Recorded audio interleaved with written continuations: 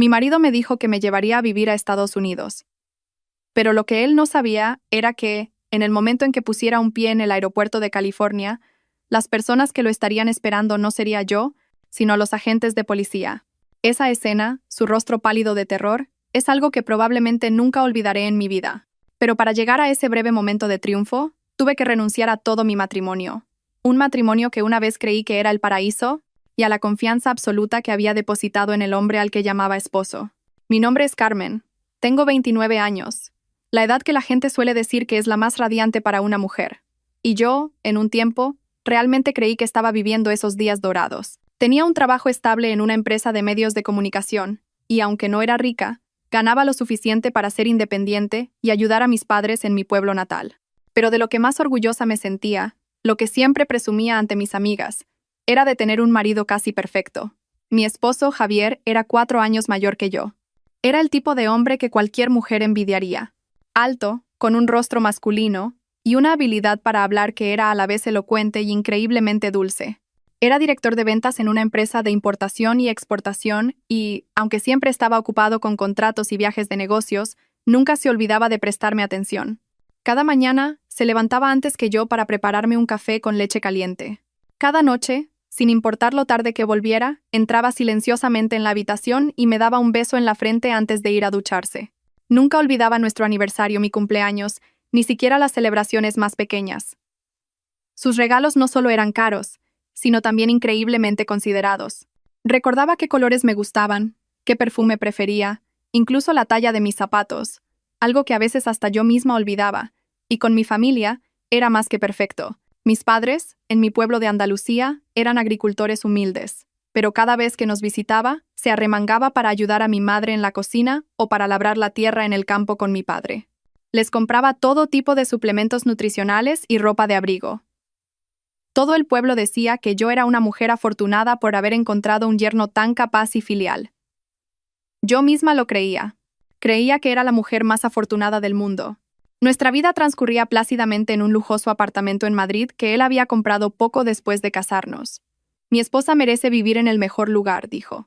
Yo, conmovida hasta las lágrimas en sus brazos, agradecía en silencio al cielo por haberme enviado un hombre tan maravilloso. Le entregué todo mi amor y mi confianza, sin dudarlo ni un instante. Le confié todos mis ingresos, y él usaba una parte para gestionar nuestros grandes asuntos. Dijo que su dinero estaba invertido y que era mejor guardar el de su esposa por separado. No le di más vueltas. Entre marido y mujer, su dinero y mi dinero son nuestro dinero. Así de ingenua era, creyendo cada palabra que salía de su boca. La tragedia de mi vida comenzó de la manera más dulce posible, una tarde de hace unos 3 meses. Esa noche, Javier llegó a casa más temprano de lo habitual, y en sus manos no había un pequeño ramo, sino un enorme ramo de rosas rojas ecuatorianas. Él mismo fue a la cocina y preparó una cena exquisita con mi filete favorito y vino. La casa brillaba a la luz de las velas, con una suave música de fondo. Me miró con esos ojos tiernos y brillantes de los que me enamoré desde el primer día. Tomó mi mano y, con una voz baja y conmovedora, dijo: «Carmen, tengo un regalo especial para ti». Mi corazón se aceleró. Esperaba una pulsera o unos pendientes, como de costumbre, pero no. Sacó del bolsillo de su chaqueta 2 billetes de avión y un fajo de documentos. Los puso sobre la mesa y los deslizó hacia mí. Nos vamos a Estados Unidos. Nos mudamos a California. Mis oídos zumbaban. Miré los 2 billetes y los papeles que decían solicitud de residencia permanente. No podía creer lo que veían mis ojos. ¿Mudarme a América? Era un sueño tan lejano que nunca me había atrevido a tener. ¿Lo dices en serio?», tartamudeé, con la voz temblorosa por la emoción. Javier sonrió, una sonrisa tan cálida como el sol de invierno. «Por supuesto. Llevo un año preparándolo todo en secreto. Un buen amigo mío de allí me ha conseguido una garantía de empleo. Casi todos los trámites están listos. Solo necesitas rellenar algunos datos personales más y pasar una entrevista. Quería darte la mayor sorpresa de todas». Me atrajo hacia él y me abrazó con fuerza. «No quiero que sigas trabajando tan duro aquí. El clima allí es fantástico y la vida es más relajada. Quiero que vivas como una reina, sin preocupaciones. Yo me encargaré de todo». Las lágrimas brotaron de mis ojos, pero eran lágrimas de pura felicidad. Enterré mi rostro en su hombro y sollocé como una niña. Mi hombre, mi marido, había estado sacrificándose y preparándolo todo en silencio solo para darme una vida mejor. ¿Qué más podía pedir? Esa noche, viví en una euforia total, como si caminara sobre las nubes. Llamé a mis padres para darles la noticia. Ellos también lloraron de alegría, dándome todo tipo de consejos y diciéndome que su hija estaba a punto de experimentar un nuevo mundo. Me imaginaba una casita con una valla blanca en California, tardes paseando con él por la playa, un nuevo paisaje de vida lleno de felicidad. Estaba tan inmersa en ese sueño de color de rosa que no tenía ni idea de que era la puerta que me conduciría directamente al infierno. En los días siguientes, Javier parecía extremadamente ocupado. Dijo que tenía que finalizar los trámites y traspasar sus responsabilidades en la empresa. A menudo hacía llamadas en inglés, y yo suponía que estaba hablando con nuestro abogado de inmigración en Estados Unidos. Confiaba plenamente en él, e incluso sentía lástima de que tuviera que encargarse de tantas cosas solo. Yo solo me ocupaba de su comida y su descanso. Una mañana, mientras preparaba el desayuno, Javier se acercó por detrás, me abrazó y dijo: «Cariño, ¿puedes darme todos tus documentos de identidad? El pasaporte, el DNI, el libro de familia, tus títulos universitarios, todo lo que esté a tu nombre. El abogado de allí necesita cotejar los originales para finalizar el papeleo. Yo los guardaré a buen recaudo. Sería un lío si los perdieras». Su propuesta sonaba completamente razonable. Él siempre había sido así de cuidadoso y considerado. Sin la menor duda, fui a nuestra habitación, abrí la caja fuerte y saqué todos los documentos más importantes de mi vida para dárselos. Él los tomó, los guardó cuidadosamente en un maletín de cuero con contraseña y sonrió. «Buena chica, yo me encargo de todo». Ahora, al recordarlo, me doy cuenta de lo estúpida que fui. En el momento en que le entregué esos papeles, le estaba entregando mi propia libertad. Pero en ese momento, sus acciones solo me parecieron una muestra de cuidado y responsabilidad marital. Una pequeña onda, una vaga inquietud, cruzó mi mente. Pero la aparté rápidamente. Me dije a mí misma que estaba siendo paranoica. ¿Cómo podría un hombre que me amaba tanto, que se preocupaba tanto por mí, tener otras intenciones? Me mentí a mí misma, me adormecí en la falsa felicidad que él había construido meticulosamente. No sabía que ese maletín con contraseña no era un lugar seguro para mis documentos, sino el primer ataúd preparado para enterrar toda mi vida en una tierra extraña.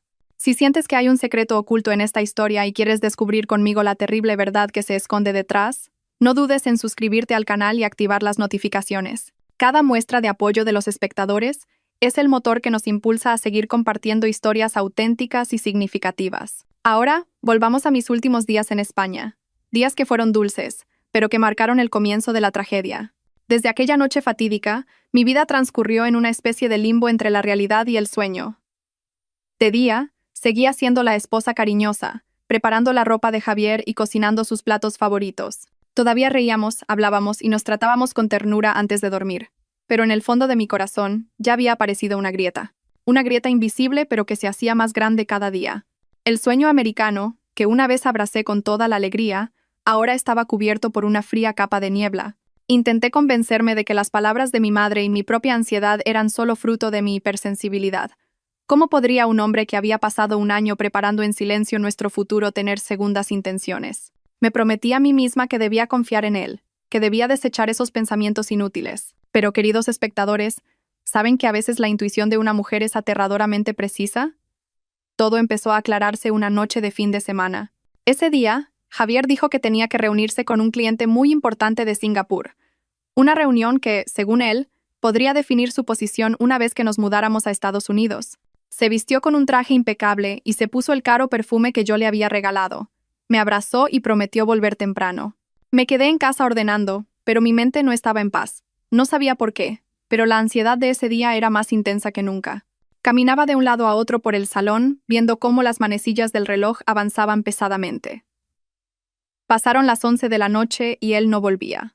Lo llamé y después de varios tonos, contestó. Su voz sonaba un poco cansada, pero seguía siendo cariñosa. «Lo siento, cariño. El cliente es muy exigente. Quiere discutir más detalles del contrato. Probablemente volveré muy tarde. Vete a dormir, no me esperes».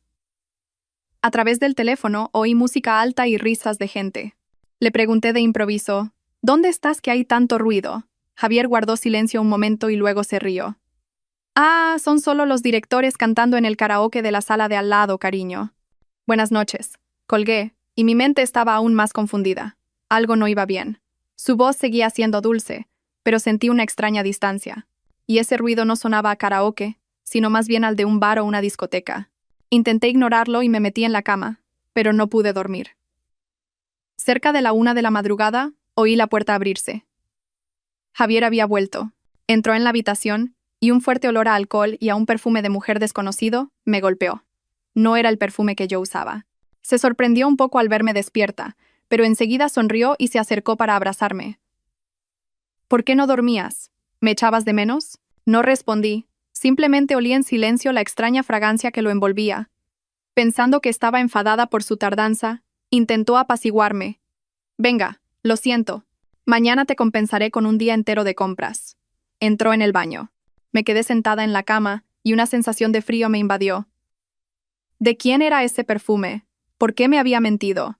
Mientras el agua corría en el baño, mi mirada se posó sin querer en la chaqueta de su traje, colgada en una silla. Algo abultaba en uno de los bolsillos. Impulsada por una curiosidad irrefrenable, me acerqué sigilosamente y metí la mano en el bolsillo. Mi corazón latía como un tambor. Dentro no había una cartera ni un llavero, sino un teléfono móvil. Un smartphone negro, de último modelo, completamente desconocido para mí. Me quedé helada. Javier solo usaba un teléfono plateado, el que yo le había regalado por nuestro aniversario. ¿De dónde había salido este? Mis dedos temblaban mientras pulsaba el botón de encendido. La pantalla se iluminó. No tenía código de bloqueo, y lo que apareció en ella destrozó mi mundo en un instante. El fondo de pantalla no era nuestra foto de boda, era una foto de Javier. Sonreía radiante, abrazando por la cintura a otra mujer. Una mujer que no conocía, pero que era muy guapa, con un aire sofisticado y afilado. Rápidamente, revisé los mensajes, el WhatsApp, la lista de contactos. Había innumerables mensajes cariñosos con esa mujer y con varias otras, historiales de llamadas de horas. Pero eso no era todo. No sé por qué, quizás fue la intuición de una esposa traicionada, pero logré abrir una nota que no tenía contraseña, y allí encontré una lista. Una lista de nombres de mujeres y al lado, cifras y abreviaturas. Beatriz, 300.000 euros. Fin. Laura, empresa cosméticos. Fin. Y entonces, mi corazón se detuvo. Vi mi propio nombre. Carmen. Inmuebles. Banco. Vuelo día 15. Debajo de mi nombre había una serie de números. Reconocí al instante que era mi número de pasaporte. Vuelo día 15, banco. ¿Qué significaban esas palabras y esos números? ¿Por qué mi nombre estaba junto a cifras tan espantosas y palabras tan ominosas? El sonido del agua en el baño cesó de repente. Sobresaltada, apagué rápidamente la pantalla y volví a meter el teléfono en el bolsillo de la chaqueta. Corrí a la cama y me tapé con la manta, temblando de pies a cabeza. Oí a Javier salir, vestirse, y luego sentí cómo se acostaba a mi lado, rodeándome la cintura con su brazo y susurrando. Buenas noches, mi amor. No podía moverme ni respirar hondo. Tenía miedo de que oyera los latidos desenfrenados de mi corazón, de que viera el terror en mis ojos. Mi amor. Qué hipócritas y repugnantes sonaban ahora esas dos palabras. Esa noche no dormí ni un segundo.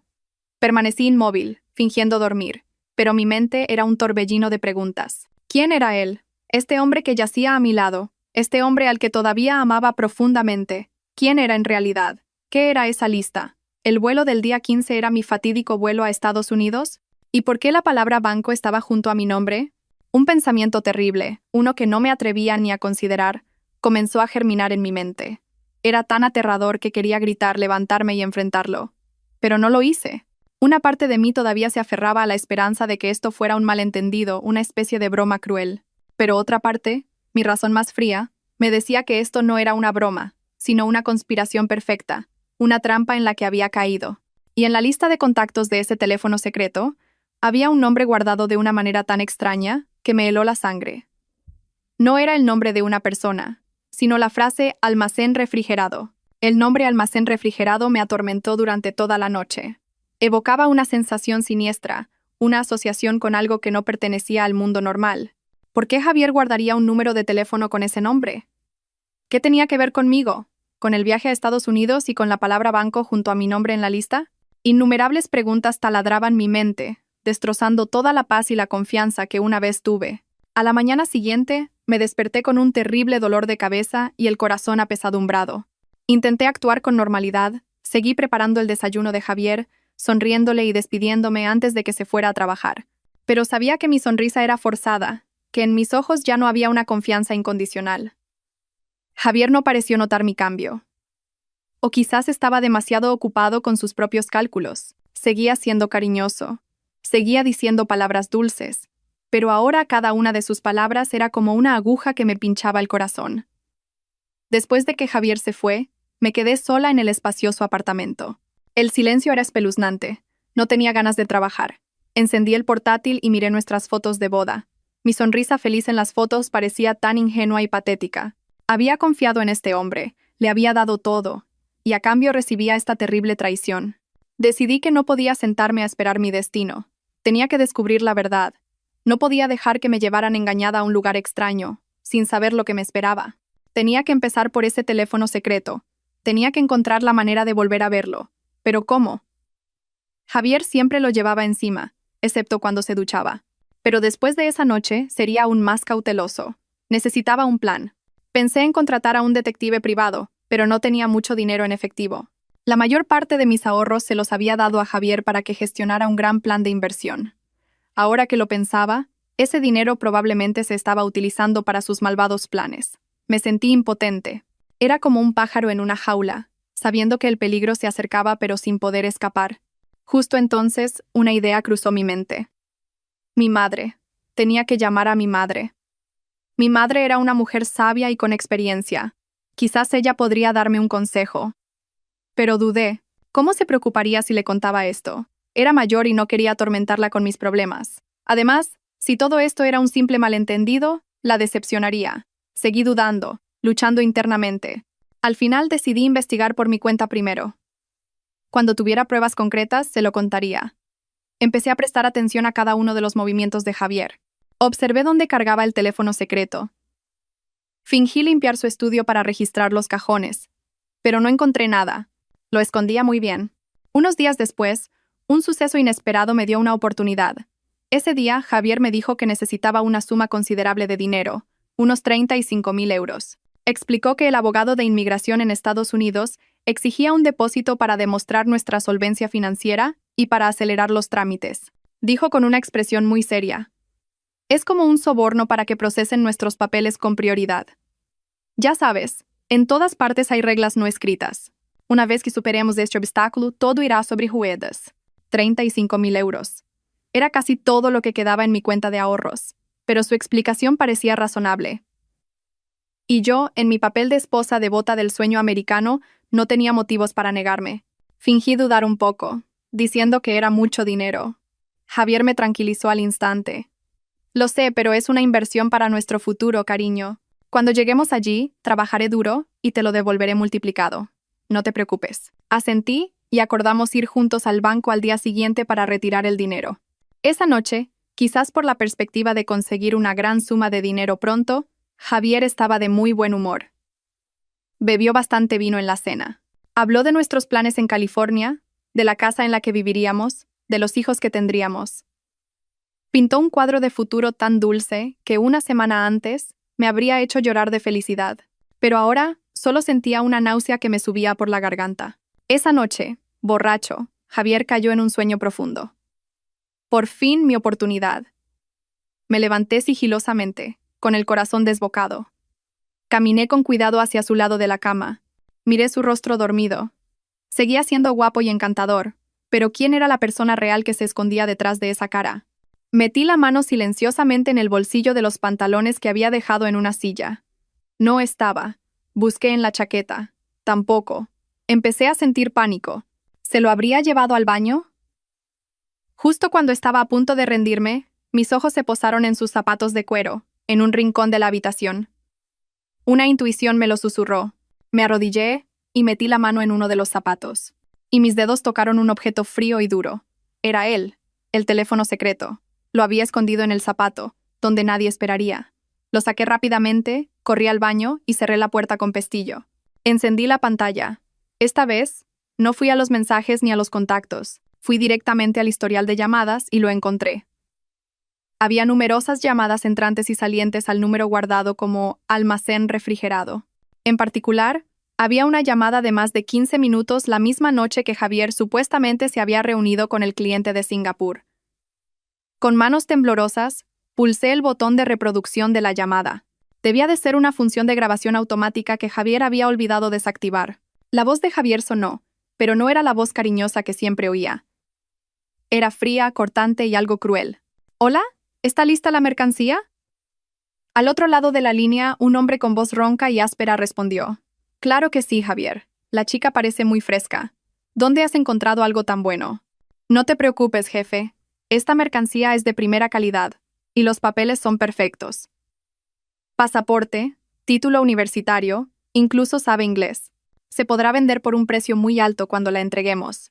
Bien, pero asegúrate de que no cause problemas. No nos gustan los líos. Sin problemas, jefe. Está loca por mí. Hará cualquier cosa que le diga. Le dije que íbamos a emigrar con residencia permanente y se puso a llorar de alegría. Cuando baje del avión y se dé cuenta de que ha sido vendida, probablemente pensará que es una broma. La risa espeluznante de los dos hombres resonó desde el teléfono. Tuve que apoyarme en la pared para no caer. Todo mi cuerpo temblaba sin control. Mercancía, primera calidad, vender por un precio muy alto, vendida. Esas palabras eran como un martillo golpeando mi cabeza. Dios mío. El sueño americano, la residencia permanente, una vida de reina, todo era una farsa. Una trampa elaborada para venderme, a su propia esposa, a una red de trata de personas. Caí al suelo frío del baño y el teléfono se me resbaló de las manos. No lloré ni grité, solo sentí un vacío aterrador. Todo había terminado. El amor, el matrimonio, la confianza, todo estaba muerto. Y en ese momento horrible, oí que la voz de Javier continuaba en la grabación. Fue una frase que apagó la última chispa de esperanza que quedaba en mí. Cuando termine este trabajo, pagaré todas las deudas que tengo con vosotros y será mi último encargo. Ya es hora de dejarlo y vivir tranquilo con mi novia. Mi historia acaba de revelar un rincón oscuro y terrible, pero la verdad que se esconde detrás es mucho más compleja y dolorosa. Si sientes indignación, si quieres unirte a mí para desenmascarar a los villanos y buscar justicia, por favor dale me gusta a este video. Cada me gusta vuestro es un estímulo, una fuerza que me dará el valor para seguir contando la historia de mi vida. No sé cuánto tiempo estuve sentada en el suelo del baño.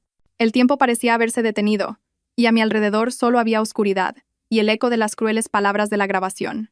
Está loca por mí. Cuando baje del avión y se dé cuenta de que ha sido vendida, probablemente pensará que es una broma. Una vez pensé que no había dolor más grande que la traición, pero me equivoqué. El mayor dolor es darte cuenta de que toda tu vida, todo tu amor, no ha sido más que una broma, una transacción comercial para la persona en la que más confiabas. Ya no era una esposa traicionada. Era mercancía. Mercancía a punto de ser entregada. La idea me hizo temblar. Me miré en el espejo y vi a una mujer con el rostro pálido y los ojos sin vida. ¿Era yo? ¿La Carmen que siempre había sido segura de sí misma y amante de la vida? Mi marido no solo intentaba vender mi dinero, sino también mi cuerpo y mi vida. Tenía que escapar. El pensamiento ardió con fuerza dentro de mí. No podía morir. No podía permitir que mi vida terminara de forma tan miserable en manos de traficantes en un país extraño. Tenía que vivir. Tenía que desenmascarar a ese demonio con piel humana. Respiré hondo, tratando de recuperar la calma. Me levanté y me lavé la cara con agua fría. Volví a mirarme en el espejo. Esta vez el pánico en mis ojos había desaparecido, reemplazado solo por odio y una determinación de acero. Con cuidado, transferí el archivo de audio del teléfono secreto a mi propio teléfono, escondiéndolo en una carpeta protegida con varias contraseñas. Luego borré los rastros y volví a colocar el teléfono en su lugar original, dentro del zapato de Javier. Regresé a la cama y me acosté a su lado. El olor a alcohol de su cuerpo, que antes solo me molestaba, ahora me resultaba repugnante. Cerré los ojos, pero no para dormir. Estaba pensando, planeando. A la mañana siguiente, me levanté como siempre, preparé el desayuno como siempre y le sonreí a Javier como si nada hubiera pasado. Ahora mi actuación era mejor que la suya. Porque yo no solo estaba actuando, estaba luchando por mi vida.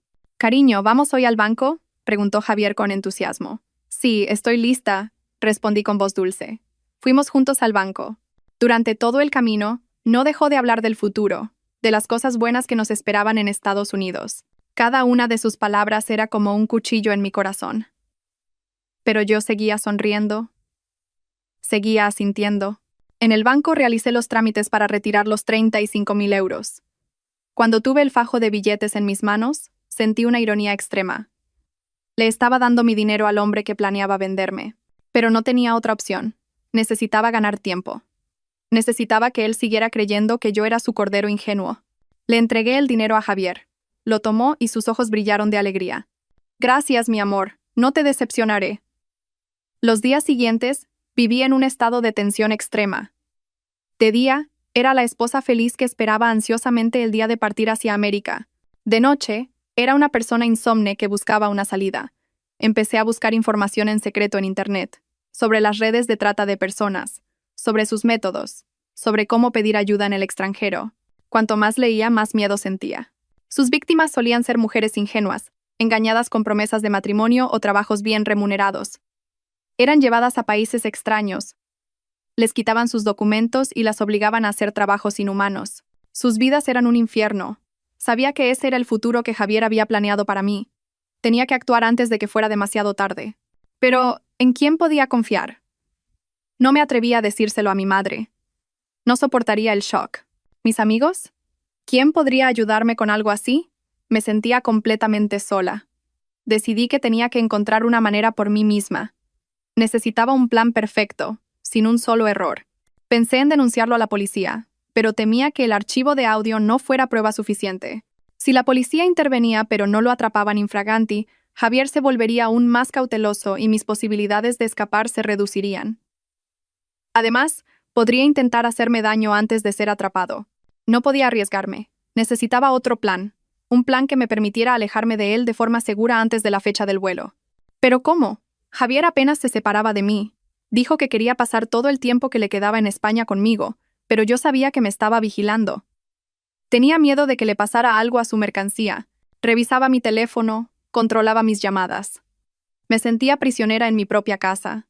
El tiempo pasaba y la fecha del vuelo, el día 15, se acercaba. La desesperación empezó a apoderarse de mí. Estuve a punto de rendirme y aceptar mi destino. Pero entonces, un suceso casual me dio un rayo de esperanza. Ese día, Javier dijo que tenía que reunirse por última vez con el abogado de inmigración para recoger unos documentos. Me insistió en que me quedara en casa y no fuera a ninguna parte. Pero tan pronto como se fue, decidí seguirlo. Sabía que era una imprudencia, pero no podía quedarme de brazos cruzados. Tomé un taxi y seguí el coche de Javier. No fue a ningún bufete de abogados. Condujo hasta un polígono industrial en las afueras de Madrid, a un viejo almacén en un callejón apartado. El lugar parecía desolado y aterrador. Le pedí al taxista que se detuviera a la entrada del callejón. Pagué y entré sola a pie. Me escondí detrás de una pila de cajas viejas, con el corazón a punto de salírseme del pecho. Vi el coche de Javier aparcado frente a una puerta de hierro oxidada. Salió del coche y entró. La puerta del almacén estaba ligeramente entreabierta, y pude oír voces de gente hablando. Me acerqué con cuidado, intentando mirar por la rendija. Dentro, además de Javier, había otros 2 hombres. Uno era el hombre de la voz ronca de la grabación. El otro tenía un aspecto más amenazador, con los brazos cubiertos de tatuajes. Estaban de pie alrededor de una mesa, y sobre la mesa había un grueso fajo de dólares y mi pasaporte. El hombre de la voz ronca dijo: «Este es el anticipo. Una mercancía tan buena no puede tener un precio bajo». Golpeó la pila de pasaportes. Javier sonrió con arrogancia. «No se preocupen, jefes. Yo mismo entregaré la mercancía ese día. Esta chica es muy dócil. No habrá ningún problema». El hombre tatuado miró a Javier con ojos penetrantes. «Más te vale. Ya sabes lo que te pasará si hay algún problema con este trabajo. Tus deudas de juego no son poca cosa. Deudas de juego». Así que esa era la verdadera razón. No solo era un estafador, sino también un ludópata ahogado en deudas. Estaba vendiendo a su propia esposa para pagarlas. Esta verdad era más cruel que cualquier cosa que hubiera podido imaginar. Perdí el equilibrio y di un paso atrás, pateando sin querer una lata vacía. El sonido de la lata retumbó en el silencio. «¿Quién anda ahí?», gruñó el hombre tatuado. Aterrada, me di la vuelta y eché a correr. Oí maldiciones y el sonido de pasos persiguiéndome. Corrí a toda velocidad sin mirar atrás. Salí del callejón a la calle principal y paré desesperadamente un taxi que pasaba. «Señor, rápido, por favor, rápido», grité, con la voz ronca de pánico. El taxi aceleró y se marchó. Miré hacia atrás y vi a los 2 hombres parados a la entrada del callejón, mirándome con ojos asesinos. Javier también había salido corriendo, con el rostro pálido de terror. Me había visto. Todo estaba descubierto. Mi plan había fracasado antes de empezar. Ahora no solo corría el riesgo de ser vendida, sino también de ser eliminada. ¿Qué debía hacer? Parecía que mi camino hacia la supervivencia estaba completamente bloqueado. El taxi corría por la oscuridad de la noche. El viento me golpeaba la cara, pero no sentía nada más que un pánico extremo. Todo estaba expuesto. Javier sabía que yo conocía su plan. No me dejaría en paz. Él y su banda me buscarían. No podía volver a casa. Ese lujoso apartamento era ahora una trampa mortal. Tampoco podía ir a casa de mis padres. Temía ponerlos en peligro. ¿A dónde podía ir? Mi mente estaba completamente en blanco. El taxi se detuvo en un concurrido cruce. «Señora, ¿a dónde vamos?», preguntó el conductor. Miré a mi alrededor aturdida.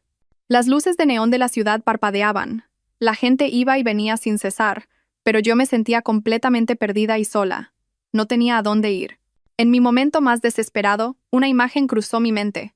Un pequeño y tranquilo monasterio escondido en las afueras de Madrid.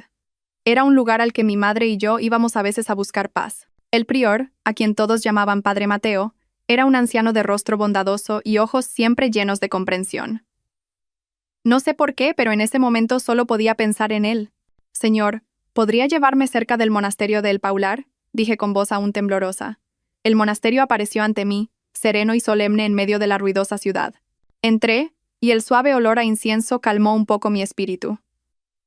El padre Mateo estaba rezando en la capilla. Al verme no pareció sorprendido y me hizo un gesto para que me sentara en silencio. Me arrodillé ante el altar, junté las manos, pero no pude rezar. Las lágrimas simplemente brotaron. Lágrimas de miedo, ira y desesperación que había reprimido durante días. El prior esperó a que dejara de llorar, luego se acercó lentamente y me puso una mano en el hombro. «Hija, cuéntame qué te ocurre. Aquí nadie te juzgará».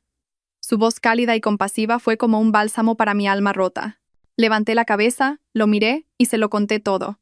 El sueño americano, el teléfono secreto, la horrible grabación y lo que acababa de presenciar en el almacén. Hablé entre sollozos y con la voz entrecortada. El prior escuchó en silencio, y en sus ojos no había sorpresa, sino una profunda compasión. Cuando terminé, suspiró largamente. Era el suspiro de alguien que ha visto demasiadas tragedias en la vida, lleno de una profunda comprensión. Dios mío, la maldad del corazón humano es verdaderamente insondable. Hija mía, has sufrido mucho. Tomó mi mano, y su mano delgada era extrañamente cálida. No estás sola. ¿Lo entiendes? No eres la primera. Levanté la cabeza sin entender. El prior miró hacia el patio del monasterio, apenas visible a la luz, y dijo con voz lejana: «Hace unos años, la hija de un buen amigo mío pasó por una situación similar a la tuya. También era guapa, inteligente y creía en el amor perfecto, y también fue engañada y vendida a un país extranjero. Pero tuvo más suerte que muchas otras. Logró escapar. Se volvió hacia mí, con la mirada firme. Y la persona que la ayudó a planear su huida fui yo».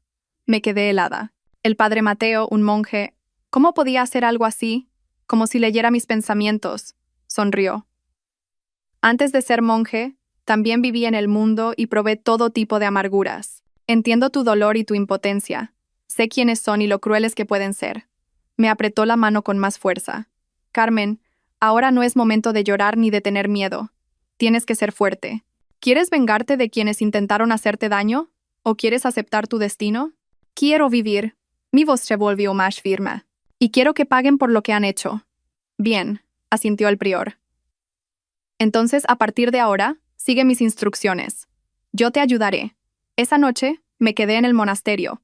Por primera vez en días pude dormir un poco. No fue un sueño profundo, pero ya no me sentía sola ni indefensa. Tenía un aliado inesperado, pero muy poderoso, a mi lado. A la mañana siguiente, el prior me despertó muy temprano. «No tenemos mucho tiempo. Javier te estará buscando por todas partes. Tenemos que ir un paso por delante de ellos». Me llevó a conocer a un hombre llamado Miguel, de unos 40 años. Dirigía un pequeño bufete de abogados, y aunque su apariencia era afable, su mirada era muy aguda. «Este es el hijo del amigo del que te hablé», me presentó el prior. Él la ayudó con los aspectos legales. Miguel me estrechó la mano, y su voz era tranquilizadora. «Señorita Carmen, el padre me ha contado a grandes rasgos su caso. No se preocupe, haremos todo lo posible por ayudarla». Le conté toda la historia de nuevo. Le puse la grabación y le describí lo que había visto en el almacén. A medida que escuchaba, el rostro de Miguel se volvía más serio. Esto no es un simple fraude matrimonial, dijo. Es un caso de crimen organizado que podría estar relacionado con la trata de personas y otras actividades delictivas. Debemos ser extremadamente cuidadosos. Miguel y el padre Mateo se sentaron conmigo y trazaron un plan detallado. Un plan que ni yo misma habría imaginado. Lo primero, dijo Miguel, no puedes desaparecer por completo. Si desapareces, Javier te buscará como un loco, y tu familia en el pueblo podría correr peligro. Tienes que volver. ¿Volver?, pregunté desconcertada. Sí, tienes que volver, continuó el prior, pero no para ser una víctima, sino con un nuevo papel, un nuevo plan. Tienes que hacer creer a Javier que te has rendido por completo, que estás aterrorizada y que has aceptado tu destino. Tienes que bajar por completo su guardia y la de su banda. Miré al prior y a Miguel, todavía confundida. El plan era demasiado audaz, demasiado arriesgado. ¿Volver a la boca del lobo y salir ilesa? Pero al ver la determinación en sus ojos, supe que era el único camino. No tenía a dónde retroceder. Tenía que luchar esta batalla. Ya no sería la víctima. Sería la que le daría la vuelta al tablero, y no solo escaparía, sino que haría caer todo su juego. Pero, ¿cómo podía volver de forma natural? ¿Cómo hacer creer a Javier que me había rendido por completo? Se propuso una idea arriesgada pero muy lógica, que requería más sacrificios de los que había imaginado. Tienes que volver por tu cuenta. Pero en el estado más lamentable posible, dijo el padre Mateo. Su voz era tranquila, pero cada palabra se clavaba en mi corazón como un puñal. Tienes que hacerle creer que huiste, aterrorizada, pero que al final, sin tener a dónde ir, volviste por miedo a suplicarle perdón. Me quedé sentada, atónita.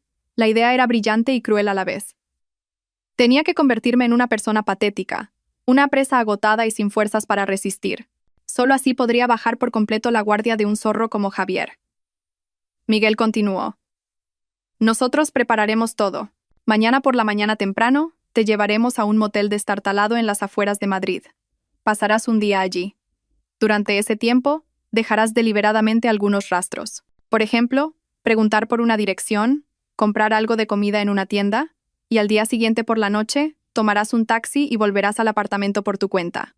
¿Pero cómo puedo parecer realmente miserable?, pregunté con voz temblorosa. El prior me miró, y había un atisbo de compasión en sus ojos. Tienes que hacerlo tú misma, Carmen. Dejaste de todo tu dinero. Deja solo lo justo para el taxi. Vístete con ropa vieja. Despeínate. Pon cara de agotamiento. Tienes que llorar, tienes que interpretar el papel de una mujer completamente destrozada. Respiré hondo. Lo entendí. Esta era una prueba de mi propio valor. Tenía que tragarme mi orgullo, abandonar la imagen de la Carmen fuerte y transformarme en una verdadera víctima. Solo así podría engañar al enemigo. A la mañana siguiente, todo transcurrió según lo planeado. Me cambié a la ropa vieja que el padre me había preparado, no me maquillé y me recogí el pelo de cualquier manera. Me miré en el espejo. Era una extraña con los ojos hinchados y el rostro demacrado. Miguel me llevó a un motel en un barrio pobre de las afueras de Madrid. La habitación era pequeña, húmeda y olía a moho. Pasé allí todo el día, sin comer ni beber nada. El miedo, el odio y la humillación bullían dentro de mí. Lloré, no por actuar, sino de verdad. Lloré por mi destino, por la vida que estaba a punto de enfrentar. Esa noche, salí del motel con paso tembloroso y tomé el último autobús de vuelta al centro. Bajé del autobús y caminé la larga distancia hasta nuestro apartamento. Mis piernas estaban agotadas y mi estómago vacío. Me paré frente a la puerta familiar, con el corazón lleno de emociones encontradas. Levanté la mano y llamé al timbre. La puerta se abrió casi al instante. Javier estaba allí, paralizado, con los ojos enrojecidos por la falta de sueño y el rostro demacrado. Al verme, su expresión pasó de la sorpresa al desdén y, finalmente, al triunfo. «Carmen, ¿dónde has estado?», preguntó con voz ronca. No respondí, simplemente me derrumbé a sus pies y empecé a llorar desconsoladamente. Lo siento, cariño. Me equivoqué. No me dejes. Tenía tanto miedo. Interpreté a la perfección el papel de una mujer completamente rota. Javier se quedó atónito por un momento. Probablemente no esperaba que volviera en este estado. Pero pronto, una sonrisa de triunfo se dibujó en sus labios. Me ayudó a levantarme, y su voz volvió a su falsa ternura. Ya está, no llores. Me alegro de que hayas vuelto. Has sido una tonta. ¿Por qué huiste? ¿Sabes lo preocupado que he estado? Me ayudó a entrar en casa y cerró la puerta. Me preparó un vaso de leche caliente y me limpió la cara con una toalla tibia. Interpretó a la perfección el papel del marido magnánimo que perdona a su esposa descarriada. «Come algo. Tienes un aspecto terrible», dijo, acariciándome el pelo, pero pude ver claramente la satisfacción en sus ojos. La presa había vuelto a la trampa por sí misma. Ya no sospechaba. Creía que me había rendido por completo, que había vuelto suplicando su protección por puro miedo. Esa noche, me abrazó y me contó lo preocupado que había estado, lo mucho que se había esforzado por encontrarme.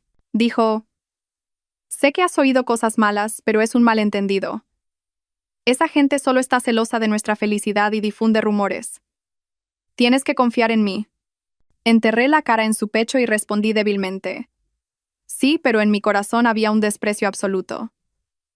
Su actuación era perfecta, pero la mía era aún mejor. Había superado con éxito el primer paso.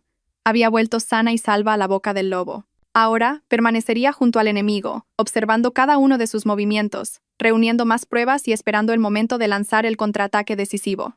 Los días siguientes, viví como una sombra en mi propia casa. Volví al papel de esposa sumisa, incluso más sumisa que antes. No preguntaba nada sobre el trabajo de Javier, no cuestionaba sus salidas tempranas y sus llegadas tardías. Simplemente cocinaba, limpiaba y esperaba en silencio. Javier confiaba plenamente en mí y había bajado la guardia por completo. Volvió a sus llamadas secretas y a sus reuniones clandestinas. Pero no sabía que cada uno de sus movimientos estaba bajo mi vigilancia. Había colocado en secreto un micrograbador que me había dado Miguel en el maletín de Javier. Cada noche, cuando él caía en un sueño profundo, lo sacaba y copiaba todas las conversaciones del día. Escuché sus planes, los detalles sobre la red de trata de personas, sobre otros negocios sucios. Cada vez tenía más pruebas. La fecha del vuelo, el día 15, estaba muy cerca. Mi corazón estaba lleno de ansiedad y miedo. Sabía que la batalla final estaba a punto de comenzar. Solo tenía una oportunidad. Si fallaba, no habría vuelta atrás. Pero creía que podía hacerlo, porque ahora no luchaba sola. Detrás de mí había un plan, el apoyo de gente buena y, sobre todo, un deseo ardiente de vivir y de ver a los malvados pagar por sus crímenes. No solo iba a escapar, iba a desenmascararlos a todos. Esta es una historia no solo de lágrimas e ira, sino un viaje para recuperar la vida y la justicia. Si crees que la protagonista de esta historia merece un final feliz, por favor comparte este video con tus amigos y familiares. Cada vez que lo compartas será una advertencia, ayudando a muchas otras mujeres a ser conscientes de los peligros potenciales y a saber cómo protegerse. Los últimos días en España transcurrieron en una sofocante falsa paz. Javier fue extrañamente bueno conmigo. Me compró vestidos nuevos y joyas caras. Dijo que era una compensación por el miedo que me había hecho pasar. «Cuando lleguemos a Estados Unidos serás la mujer más feliz del mundo», solía decir, acariciándome el pelo. Yo solo sonreía vacíamente. ¿Felicidad? Mi felicidad era conseguir cada día una nueva grabación, una prueba más decisiva que pudiera desenmascararlo. Vivía como una actriz con dos caras. De día, era la Carmen feliz y agradecida a su marido, a punto de experimentar un nuevo mundo. De noche, era la espía que copiaba cuidadosamente todos los archivos de audio y los enviaba a un correo electrónico secreto que solo Miguel y yo conocíamos. Esa vida de contrastes a veces sentía que me volvería loca. Algunas noches, acostada junto a Javier, escuchando su respiración regular, el odio y la repugnancia hervían dentro de mí. Quería gritarle a la cara, hacerle saber que lo sabía todo. Pero tenía que contenerme. Tenía que ser paciente. Un solo movimiento en falso podría arruinarlo todo. El padre Mateo y Miguel se mantenían en contacto regular conmigo a través de un teléfono secreto que me habían dado. Me informaban del progreso del plan. Todo estaba listo. Una nueva identidad con otro nombre. Un billete de avión a un lugar seguro. Una red de personas listas para ayudarme después de mi huida. «Solo tienes que mantener la calma y seguir el plan», me recordaba el padre.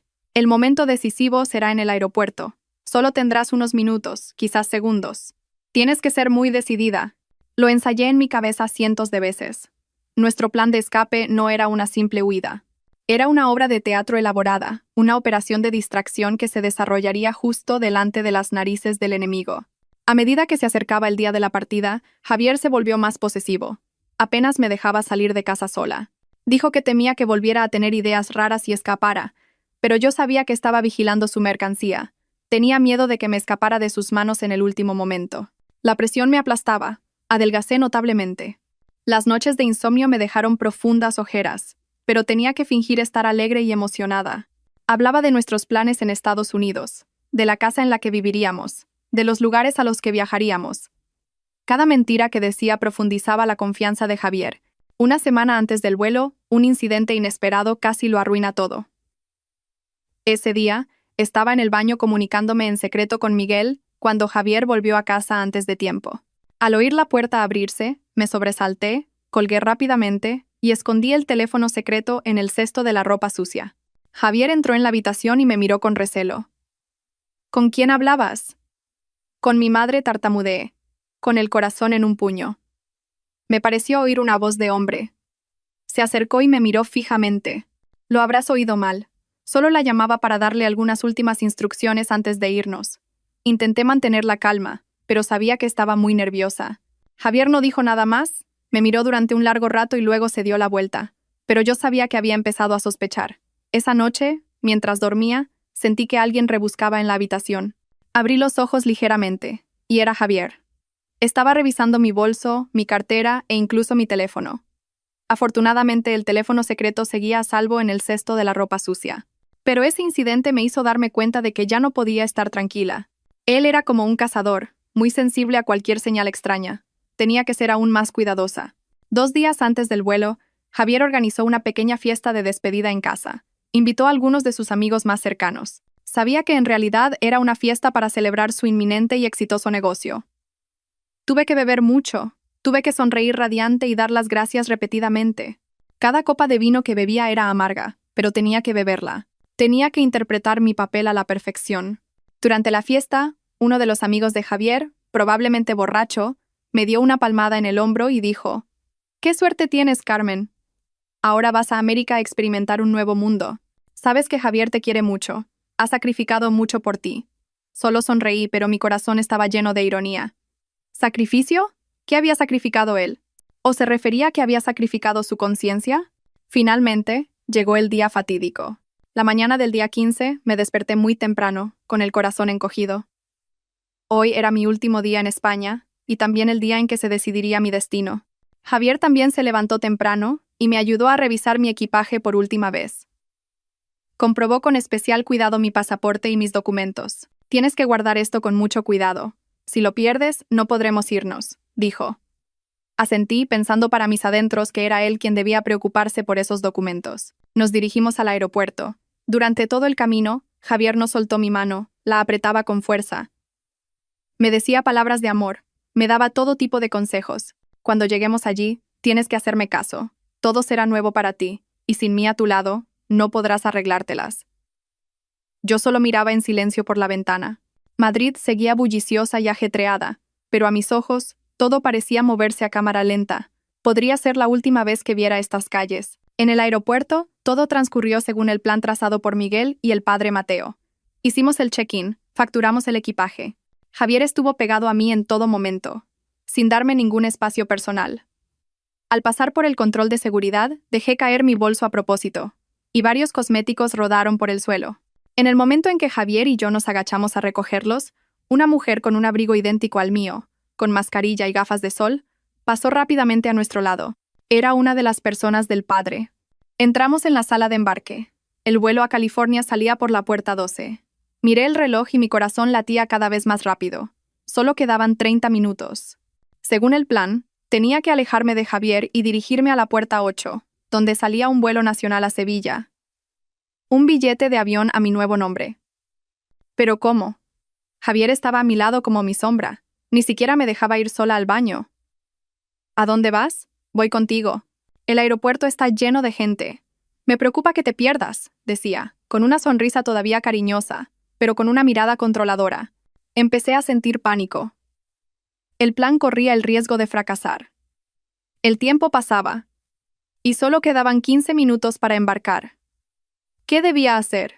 Parecía que mi camino hacia la supervivencia se había vuelto a bloquear, justo a las puertas de la libertad. El tiempo en la sala de embarque pareció una eternidad. Cada tic-tac del segundero era un martillo golpeando mi pecho. En la puerta 12, la puerta al infierno, ya habían empezado a anunciar la preparación para el embarque. Los pasajeros comenzaron a hacer cola, Y Javier se volvió hacia mí con una sonrisa de satisfacción que no podía ocultar. Ya casi es la hora, cariño. En unas pocas horas, comenzaremos una nueva vida. Apretó suavemente mi mano, que estaba helada, pero su sonrisa era cálida. Sentí náuseas. ¿Una nueva vida? Solo para ti, pensé. La voz del padre Mateo resonó en mi cabeza. Cálmate, Carmen. Tienes que estar muy tranquila. La oportunidad llegará cuando nadie se lo espere.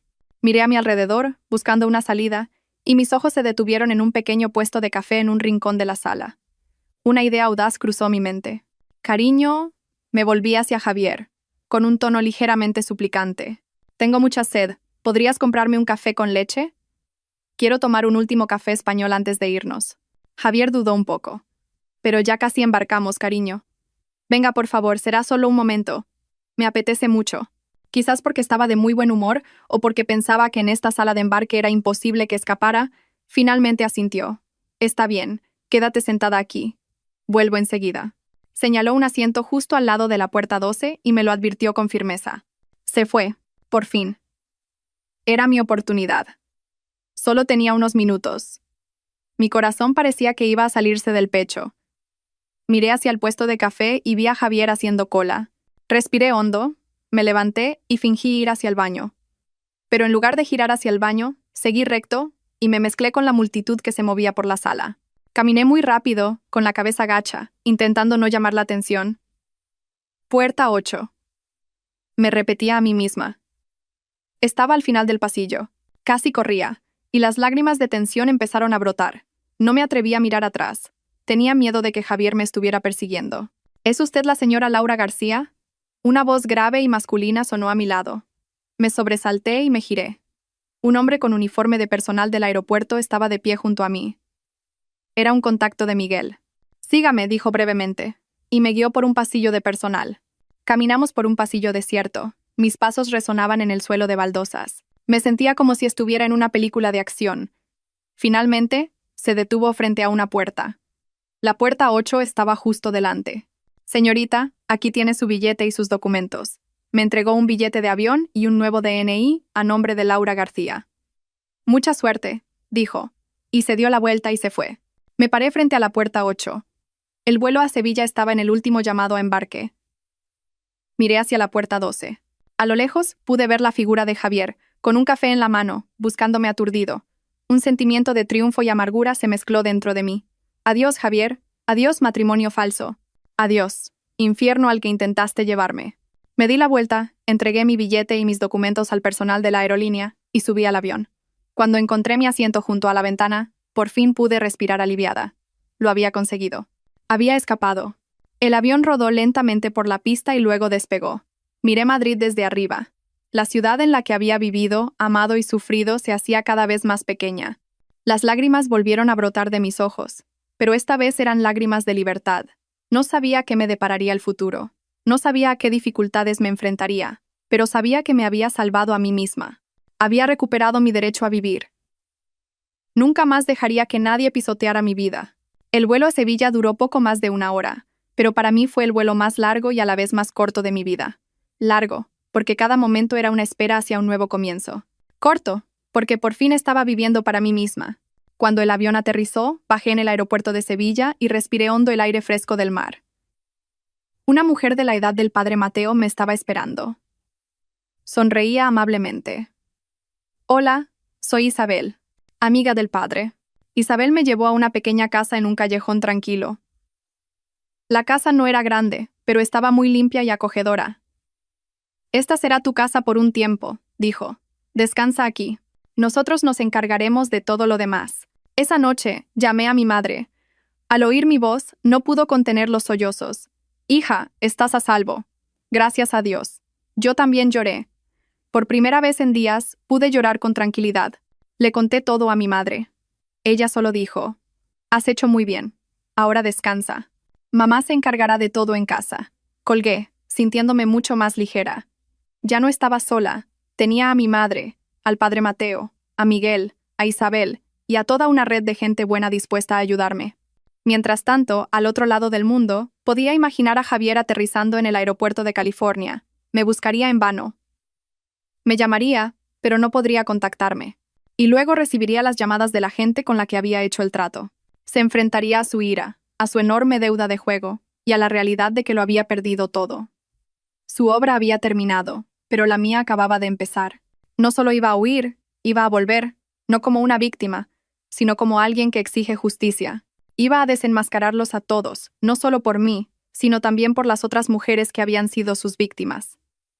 El camino por delante aún era largo y difícil, pero estaba preparada. Los primeros días en Sevilla, viví en un estado de alivio y ansiedad. Alivio por estar lejos de la mirada vigilante de Javier, pero ansiedad por saber que esto era solo el comienzo. Él y su banda no se rendirían fácilmente. Isabel me cuidó con mucho esmero. Me cocinaba comidas deliciosas y me contaba historias de esta hermosa ciudad. No me preguntaba mucho sobre mi pasado, solo me daba una palmada en el hombro de vez en cuando y decía: «Considera este tu hogar. Todo saldrá bien». La calidez y la paz de este lugar me ayudaron a recuperar gradualmente mi equilibrio mental. Empecé a dedicar tiempo a pensar en el siguiente paso. Huir no era una solución a largo plazo. No podía vivir toda mi vida con un nombre falso, temiendo ser descubierta. Tenía que enfrentarlos. Miguel seguía en contacto regular conmigo. Me informó de que, como habíamos previsto, Javier estaba en un estado de pánico extremo. No podía contactarme, y los traficantes lo llamaban constantemente, amenazándolo con que entregara la mercancía o les devolviera el anticipo con una compensación enorme. Está atrapado en Estados Unidos sin dinero ni documentos, ya que entró con un pasaporte falso, y es perseguido por ambos lados. «Está probando el mismo infierno que él te había preparado a ti», dijo Miguel. No sentí ninguna alegría al escuchar eso, solo amargura. Un hombre que se había llevado a sí mismo a la ruina por su codicia y crueldad, pero sabía que no era suficiente con dejarlo vivir con miedo. Toda una organización criminal seguía en pie. Seguían engañando a otras mujeres. No podía mirar hacia otro lado. Le comuniqué mi decisión a Miguel. «Quiero denunciarlos. Quiero sacar todo a la luz». Miguel guardó silencio un momento, y luego dijo: «Sabía que tomarías esa decisión. Pero tienes que saber que este es un camino muy peligroso. Tendrás que enfrentarte a ellos directamente. Podrías recibir amenazas. Incluso tu vida podría correr peligro». «Lo sé», respondí con firmeza. «Pero no tengo miedo. Si me quedo en silencio, ¿cuántas otras Cármenes habrá? No podría vivir en paz sabiendo que tuve la oportunidad de detener el mal y no lo hice». Miguel suspiró. «Entendido. Si estás decidida, estaremos a tu lado. Empezaremos a reunir más pruebas y a contactar con las agencias pertinentes. Pero antes de eso, hay una cosa que tienes que hacer». «¿Qué es?» «Tienes que hablar con tu madre. Este asunto ya no es solo tuyo. Involucrará a toda tu familia. Necesitas su apoyo y preparación». Las palabras de Miguel me hicieron darme cuenta. Tenía razón. No podía actuar sola. Tenía que contarle toda la verdad a mi madre. Ya se había preocupado bastante por mí, pero sabía que me entendería y me apoyaría. Esa noche hice una videollamada con mi madre. Al ver su rostro en la pantalla, no pude contener las lágrimas. Le conté de nuevo todo el plan, desde mi regreso para reunir pruebas hasta la escena de la huida en el aeropuerto. Mi madre escuchó en silencio. Su rostro se volvía cada vez más serio. Cuando le dije mi decisión de denunciar a la red de trata, no mostró ningún temor. Me miró, y en sus ojos había compasión y orgullo. «Hija mía, has crecido mucho. Has hecho algo muy valiente. Mamá te apoya. No te preocupes por nada. Mamá se encargará de todo en casa. Tú solo cuida de tu seguridad». El apoyo de mi madre fue mi mayor consuelo. Sabía que por muy difícil que fuera el camino, no estaba sola. Con la ayuda de Miguel, empezamos a trazar un plan detallado. El primer paso era organizar todas las pruebas. Tenía los archivos de audio, los mensajes, las fotos. Miguel usaría sus contactos para investigar más a fondo sobre esta organización, sobre sus cabecillas y sobre otras víctimas. Mientras tanto, no podía quedarme de brazos cruzados. Quería hacer algo para prepararme para una nueva vida. Después de que todo terminara, empecé a buscar cursos en línea sobre marketing, gestión empresarial. Quería mejorar mis conocimientos, valerme por mí misma sin depender de nadie. También empecé a escribir, no para contar mi historia, sino para procesar mi dolor y convertirlo en lecciones. Descubrí que escribir era una forma de sanar. Pasó un mes y Miguel me trajo noticias importantes. Habíamos encontrado un vínculo con otra víctima que había logrado escapar. Actualmente vivía en una ciudad del sur y estaba dispuesta a testificar. Esta noticia me emocionó mucho. Con un testigo más, nuestro caso sería aún más sólido. Pero al mismo tiempo, otra noticia me preocupó. Javier había encontrado la manera de contactar a su familia en España. Llorando, les inventó una historia de que yo lo había engañado, que me había llevado todo el dinero y había huido con otro hombre. Su familia, gente codiciosa y ciega, se tragó la historia por completo. Empezaron a difamarme a mí y a mi familia. No hagas caso a esas palabras, me dijo mi madre por teléfono. Quien nada debe, nada teme. La verdad acabará saliendo a la luz. Lo sabía, pero aún así sentí tristeza. Una vez los consideré mi familia y ahora me estaban pisoteando cruelmente. Miguel dijo que era hora de actuar. No podíamos dejar que siguieran difamando y campando a sus anchas. Íbamos a presentar todo el expediente tanto a la policía como a las organizaciones internacionales contra la trata de personas. La batalla legal había comenzado oficialmente. Sabía que este camino sería muy largo, pero estaba preparada. No solo luchaba por mí misma, sino por la justicia, por las mujeres vulnerables que habían sido víctimas del mal. Y creo que la luz finalmente vencerá a la oscuridad. Mi historia ha llegado a un punto de inflexión crucial. Una guerra sin cuartel contra el mal. Si crees en la justicia, si crees en el poder de la verdad, por favor, suscríbete a nuestro canal. Cada suscripción es un voto de apoyo, una fuerza que dará más poder a quienes se atreven a denunciar el crimen y a acompañarnos hasta el final en este arduo viaje de recuperación de la justicia. Justo después de decidir hacer público el caso, el proceso legal avanzó a una velocidad que ni yo misma esperaba. Miguel, con su experiencia y sus contactos, no presentó la denuncia de la manera habitual.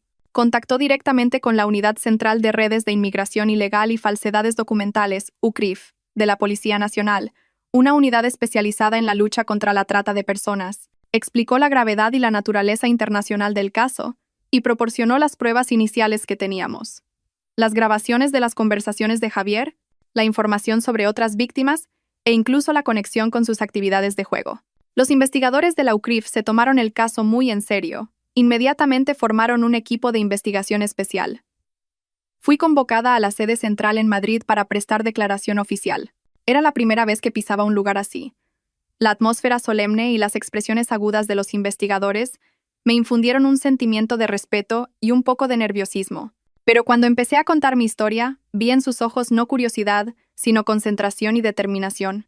Escucharon cada detalle, tomaron notas cuidadosamente. Me mostraron fotos de redes de trata desmanteladas, de sus sofisticados métodos. Me tranquilizaron. Carmen, es usted muy valiente. Su denuncia no solo la salva a usted, sino a muchas otras personas. Garantizaremos absolutamente su seguridad y la de su familia. Permanecí en Madrid unos días, alojada en un lugar seguro bajo protección policial. Durante ese tiempo, seguí colaborando con los investigadores. Les proporcioné toda la información que sabía. El teléfono secreto, los nombres de la lista e incluso los detalles más pequeños sobre los hábitos y las relaciones de Javier. También conocí a la otra víctima que había logrado escapar, una mujer llamada Rocío. Era unos años mayor que yo, y su rostro todavía mostraba profundas huellas de dolor. Me contó su historia, cómo también fue engañada por amor, llevada a un país asiático y obligada a trabajar en un establecimiento ilegal. Sufrió días de humillación y dolor antes de tener la suerte de escapar con la ayuda de una organización de derechos humanos. Su historia avivó aún más mi ira y reforzó mi determinación de llevarlos ante la justicia. Mientras tanto, en California se estaba desarrollando otra cacería. La UCRIF, a través de canales de cooperación internacional, se coordinó con el FBI y la policía local de California. Empezaron a rastrear a Javier. Ahora vivía escondido, sin dinero y perseguido por los traficantes. Tenía que hacer trabajos manuales para sobrevivir. Ya no era el elegante director de ventas, sino un vagabundo sucio y desesperado. Pero no dejó de contactar con España. No para pedir ayuda, sino para continuar con su farsa. Llamó a sus amigos, llorando y contando que yo le había sido infiel y había huido con toda su fortuna. Intentaba construirse una imagen de víctima compasiva para conseguir ayuda y quizás prepararse un camino de regreso. Pero cada uno de sus movimientos estaba bajo el control de la policía. En España, el equipo de investigación especial hizo un avance crucial. Basándose en la información que proporcioné, la policía localizó rápidamente la ubicación del almacén refrigerado. No era un almacén real, sino una lujosa casa camuflada en las afueras. Un lugar donde reunían a las víctimas antes de enviarlas al extranjero. Se llevó a cabo una redada sorpresa. La policía detuvo al hombre de la voz ronca y a varios de sus secuaces, y rescató a 3 jóvenes que estaban retenidas allí.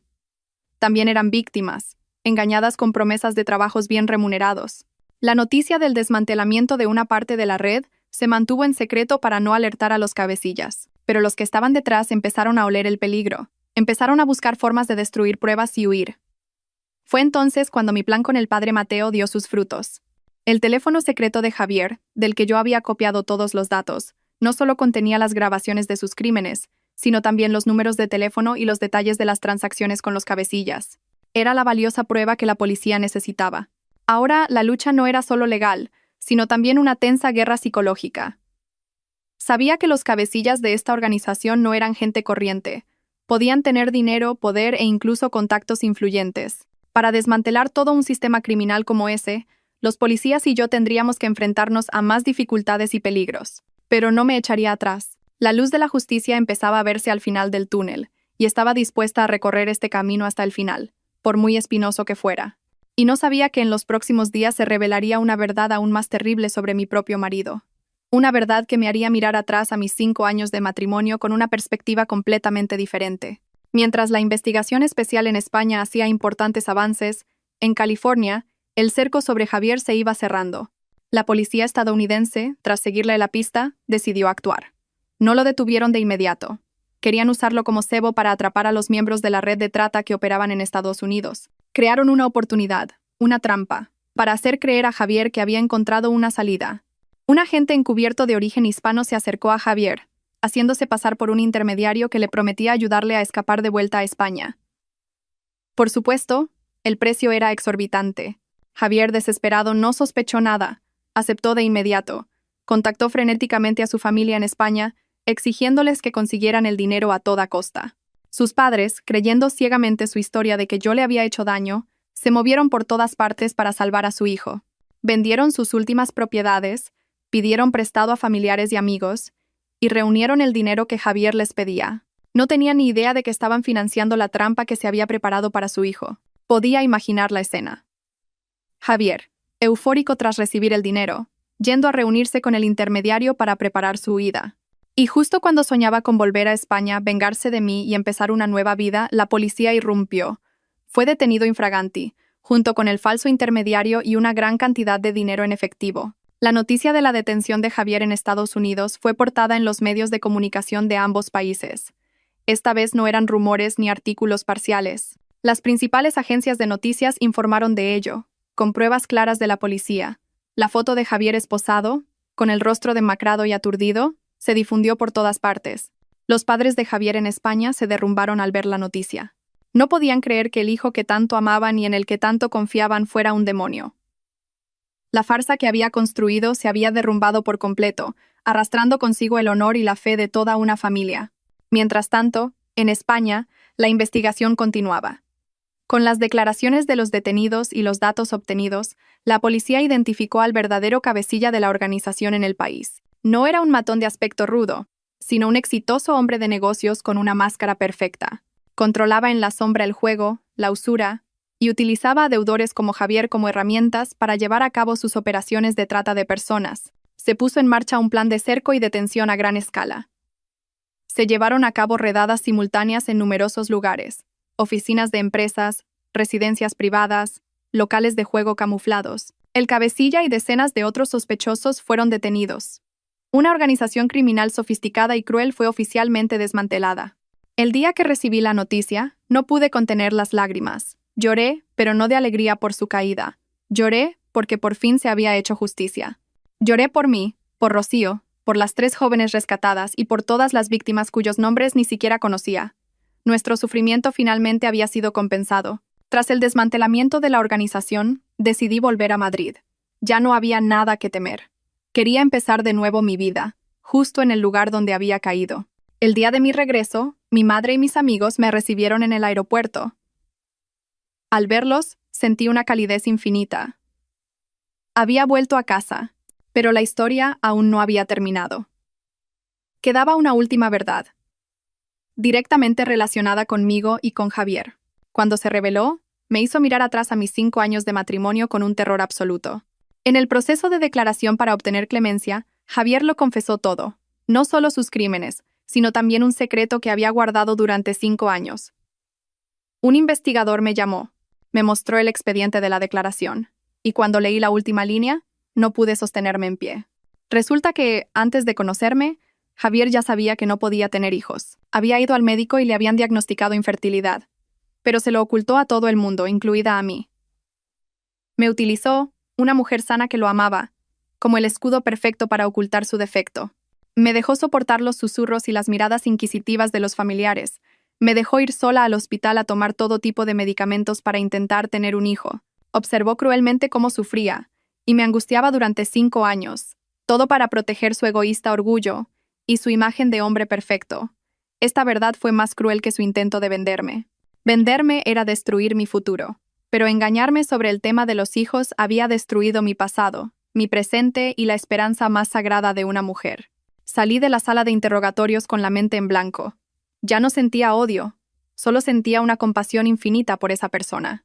Una persona que había vivido toda su vida en una mentira, hasta convertirse en un monstruo. Mi matrimonio había terminado, pero la lección que me dejó me acompañaría toda la vida. Una lección sobre el corazón humano, la confianza y la fuerza para levantarse de las cenizas. El veredicto final para Javier y su banda fue dictado por numerosos cargos, incluyendo trata de personas y facilitación de la salida ilegal del país. Con pruebas irrefutables, Javier recibió una sentencia acorde con sus crímenes, pagando el precio por el mal que había causado. El cabecilla de la organización y los demás miembros también recibieron el castigo severo de la ley. Se hizo justicia, y los medios de comunicación dejaron de mencionar nuestros nombres. La tormenta realmente había pasado. Empecé una nueva vida en Madrid. No volví a mi antigua empresa.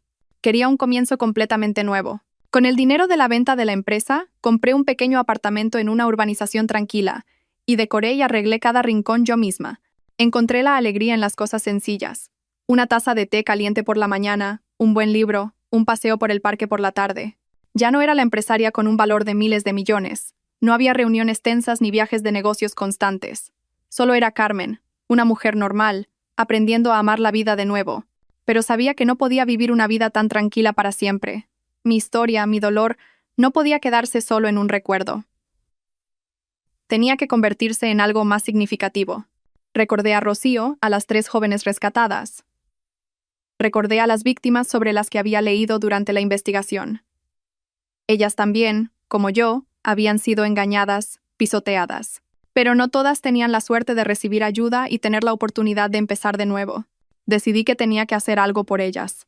Fui a ver al padre Mateo. Padre, quiero crear una fundación, una organización, para ayudar a las mujeres víctimas de la trata y la violencia doméstica. Le expliqué mi idea. El padre me miró, y la alegría brilló en sus ojos bondadosos. Sabía que lo harías. Tu corazón compasivo es lo que te salvó. Con la ayuda del padre Mateo, Miguel y mi madre, nació la Casa de Paz. No era solo un nombre, era un verdadero hogar. Alquilamos y reformamos una casa grande, creando un espacio seguro y acogedor.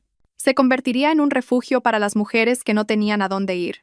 Recibirían alojamiento, asistencia médica, asesoramiento psicológico y, lo más importante, formación profesional para poder valerse por sí mismas. Dediqué toda mi pasión a este nuevo trabajo.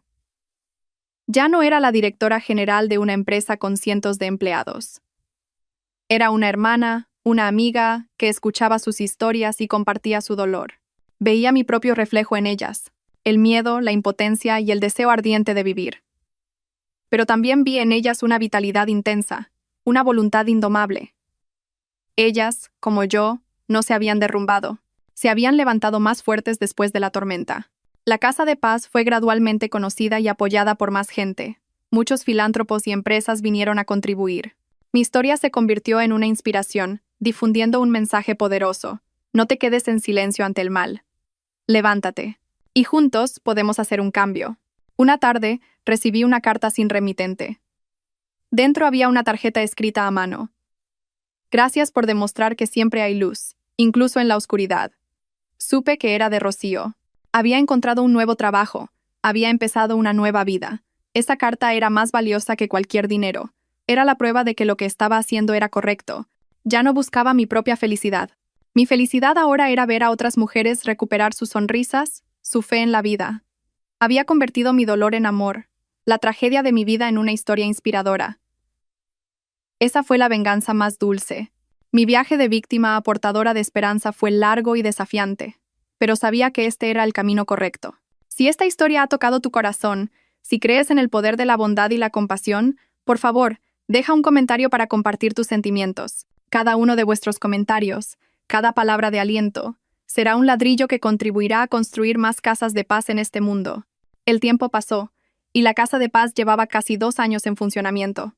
De unos pocos miembros iniciales, nuestro hogar se había convertido en un refugio para decenas de mujeres y niños. No solo les proporcionamos un lugar seguro, sino que también abrimos clases de formación profesional como costura, repostería y arreglos florales, ayudándoles a tener un oficio sólido para poder reincorporarse con confianza a la sociedad. Al ver que los rostros que una vez estuvieron llenos de dolor ahora sonreían y tenían esperanza, sentí una calidez indescriptible. Encontré el verdadero sentido de la vida no en cifras de miles de millones, sino en las sonrisas y en las vidas transformadas de personas desafortunadas. Mi historia se hizo conocida por mucha gente. A veces me invitaban a charlas o programas de televisión para hablar de mi viaje. No me negaba. Lo veía como una oportunidad para difundir un mensaje de valor y esperanza. Quería mostrar a todo el mundo que, por muy sombría que sea la situación, mientras no te rindas, siempre hay luz al final del camino. Mi madre, después de jubilarse, también dedicaba la mayor parte de su tiempo a ayudar en la Casa de Paz. Se convirtió en la gran madre, la abuela de todos. Su experiencia y su amabilidad calentaron innumerables almas frías. Un día, mientras revisaba los libros de cuentas de la fundación, recibí una llamada de un número desconocido. Hola, ¿es usted la señora Carmen? La voz al otro lado de la línea era un poco vacilante. Sí, soy yo. ¿Quién es? Yo. Soy la madre de Javier. Me quedé helada. Hacía mucho tiempo que no oía ese nombre. Después de que Javier fuera detenido, oí rumores de que su familia había vendido su casa y vivía en la indigencia. Su padre había sufrido un derrame cerebral y estaba postrado en cama. ¿Qué desea? Intenté mantener la calma. La voz de la madre de Javier al otro lado de la línea se rompió en sollozos. Carmen, yo, te lo ruego. Mi hijo Javier va a salir pronto de la cárcel por buena conducta. Pero cuando salga, no tendrá a dónde ir. No tiene casa. Sus amigos lo han abandonado. Yo soy vieja. Mi marido está enfermo. No sé qué hacer. Lloraba desconsoladamente. Sé que no tengo derecho a pedirte nada, pero ¿podrías darle una oportunidad? Un simple trabajo, un lugar temporal donde quedarse. Te lo suplico. Me quedé en silencio. No sabía qué decir. La ira y el odio de antaño parecían haberse calmado. Ahora solo quedaba en mí un sentimiento complejo e indescriptible. ¿Ayudar al hombre que intentó llevarme a la muerte? ¿Perdonar al hombre que me causó un dolor inolvidable? ¿Podría hacerlo? Miré por la ventana. En el patio de la Casa de Paz, los niños jugaban alegremente. Recordé las palabras que me había dicho el padre Mateo. El perdón no es por los demás, sino por la paz de tu propia alma. Sabía que esta era una gran prueba. Una prueba para mi capacidad de perdonar. Pero quizás este era el último paso para poder cerrar de verdad el pasado. Señora, cálmese, dije, con una voz que se había suavizado. Necesito tiempo para pensar en esto. Cuando salga de la cárcel, dígale que venga a buscarme. Colgué, con la mente llena de pensamientos. Debía darle a Javier una oportunidad para empezar de nuevo su vida, o eso solo sería un riesgo potencial, una aventura para mí y para los que me rodeaban. No sabía la respuesta. Pero sabía que esta sería una de las decisiones más difíciles de mi vida, y el último capítulo que cerraría toda la tumultuosa historia de mi vida. Una historia que comenzó con el engaño, y que quizás terminaría con el perdón. La súplica de la madre de Javier me atormentó durante los días siguientes. Le di vueltas y vueltas. Una parte de mí seguía enfadada, dolida cada vez que recordaba lo que Javier había hecho. ¿Cómo podría olvidar aquella noche horrible en el almacén, el momento en que me di cuenta de que solo era mercancía? ¿Cómo podría perdonar al hombre que había pisoteado tan cruelmente mi amor y mi confianza? Pero otra parte, la parte que se había nutrido de mi tiempo en la Casa de Paz, de las historias de perdón y de empezar de nuevo que compartía con otras mujeres, me decía que el odio solo engendra más odio y que la persona que más se cansa es la que lo guarda en su corazón. Fui a ver a mi madre para pedirle consejo. Escuchó en silencio lo que le contaba, y luego me devolvió una simple pregunta. Si fuera tu padre, ¿qué habría hecho él? Su pregunta me dejó atónita. Mi padre, un hombre que había vivido toda su vida con tolerancia y bondad, una vez fue engañado por un socio comercial y lo perdió todo. Pero cuando esa persona volvió para disculparse, mi padre no dudó en darle una oportunidad. Cualquiera puede cometer errores. Lo importante es si se arrepienten, había dicho una vez. Encontré mi propia respuesta. Unos meses después, Javier salió de la cárcel. No vino a buscarme de inmediato. Una semana después, por fin se atrevió a aparecer en la puerta de la casa de paz. Yo había cambiado mucho, y él también. Ya no tenía ese aspecto pulcro y sofisticado.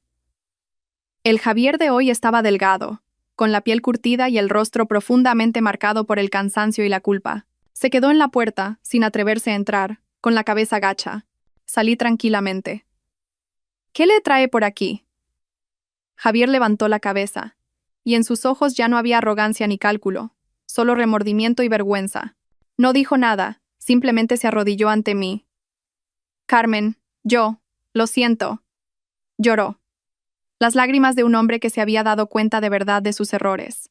No lo ayudé a levantarse. Me quedé en silencio, dejando que llorara. Sabía que este arrodillamiento, estas lágrimas, no eran para pedirme perdón. Era una penitencia que ofrecía a su propia conciencia. Cuando se calmó le dije, levántese, todo ha pasado ya. No me atrevo a esperar que me perdones, dijo Javier con voz temblorosa. Solo quiero hacer algo para expiar mis pecados. ¿Qué quieres hacer? Le pregunté. Puedo hacer cualquier cosa. Limpiar. Arreglar la electricidad o la fontanería. Cuidar el jardín. Cualquier cosa aquí. No necesito un sueldo. Solo un lugar donde quedarme y 3 comidas al día. Quiero pasar el resto de mi vida expiando mis culpas. Ayudando a gente en la misma situación que tú. Su propuesta me sorprendió. Lo miré profundamente a los ojos, tratando de encontrar un atisbo de falsedad. Pero solo vi sinceridad. Le di una oportunidad. No como mi exmarido, sino como un ser humano que quería empezar de nuevo su vida. Javier empezó a trabajar en la casa de paz. Trabajó muy duro, sin rechazar ninguna tarea. Hablaba poco, y cada vez que me veía, siempre bajaba la cabeza. Las mujeres de aquí al principio desconfiaban un poco de él y se mantenían a distancia, pero poco a poco, su diligencia y su silencio les hicieron cambiar de opinión. No era solo un jardinero o un reparador, era un oyente, una persona con la que compartir. Usó su propia historia para advertir a otros hombres, para aconsejar a los jóvenes que iban por el mal camino. No sé si su arrepentimiento era sincero o no, ni cuánto tiempo podría mantenerlo.